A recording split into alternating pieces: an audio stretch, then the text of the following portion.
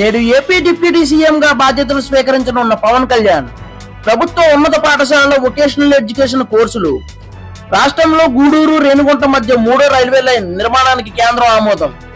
AP MLC ఉప ఎన్నికల schedule విడుదల చేసిన ఈసీ, ఈవీఎంపై వైఎస్ జగన్ సంచలన ట్వీట్, పసుపు పిల్ల పెట్టుకుని వెళ్ళండి టీడీపీ కార్యకర్తలకు Atchannaidu offer, AP advocate general గా దమ్మలపాటి శ్రీనివాస్ నియామకం, జస్టిస్ నరసింహారెడ్డి కమిషన్ పై ఎమ్మెల్యే హరీష్ రావు సంచలన వ్యాఖ్యలు, బైక్ రేసింగ్ నిర్వహిస్తున్న యువకులను చేసి పట్టుకున్న రాయదుర్గం పోలీసులు, సింగరేణి కార్మికుల గైర్హాజరుపై సీఎండీ ఎన్ బలరాం ప్రత్యేక దృష్టి, శబరిమలలో రోప్ కార్ సౌకర్యం కోసం కేంద్ర అటవీ మంత్రిత్వ శాఖ అనుమతి, పీఎం కిసాన్ నిధులు విడుదల చేసిన మోదీ రైతు ఖాతాల్లోకి 20,000 కోట్లు,